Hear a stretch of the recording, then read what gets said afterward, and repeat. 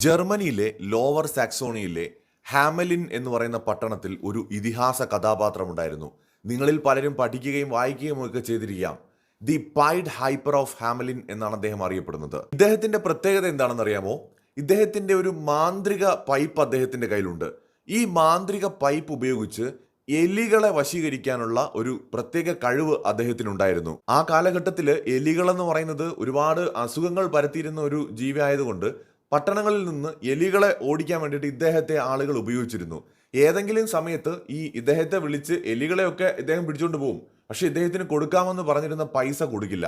അങ്ങനെ വരുമ്പോൾ എലിപിടുത്തക്കാരനായിട്ടുള്ള ഇദ്ദേഹം ഈ പൗരന്മാരുടെ കുട്ടികളെ അദ്ദേഹത്തിന്റെ മാന്ത്രിക ശക്തി ഉപയോഗിച്ചുകൊണ്ട് ഇതേപോലെ കൊണ്ടുപോകും.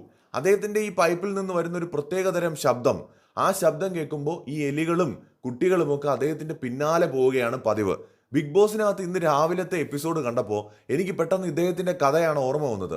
പൈഡ് പൈപ്പറിനെ പോലെ തന്നെയാണ് ഇന്ന് ബിഗ് ബോസ് വീടിൽ നമ്മുടെ അനീഷിന്റെ പുറകെ മറ്റ് കണ്ടസ്റ്റൻസ് നടക്കുന്നത്. അതായത് അനീഷ് നടക്കുന്നതിന് പുറകെ നടക്കുകയാണ്. അവർക്ക് വേറൊന്നും അവിടെ ചെയ്യാനില്ല, അവർക്ക് വേറെ ഒന്നിനും കഴിയുന്നില്ല. ബിഗ് ബോസ് വീട്ടിലെ കണ്ടസ്റ്റൻസ് അനീഷിന്റെ പുറകെയാണ്. അഥവാ അനീഷ് പൈഡ് പൈപ്പർ എങ്ങനെയാണോ കുട്ടികളെ കൊണ്ടുപോയത്, അതേപോലെ തന്നെയാണ് ഇവിടെ അനീഷ് അവിടെയുള്ള കണ്ടസ്റ്റൻസിനെ തന്റെ പുറകെ നടത്തിക്കുന്നത്. അനീഷിന്റെ പിന്നാലെ നടക്കുന്നതിലൂടെ സത്യത്തിൽ അനീഷിന്റെ ഗെയിം എന്ന് പറയുന്ന ആ മാന്ത്രിക വിദ്യയിലേക്ക് ഇവർ വീണ് കഴിഞ്ഞു എന്നുള്ളതാണ്.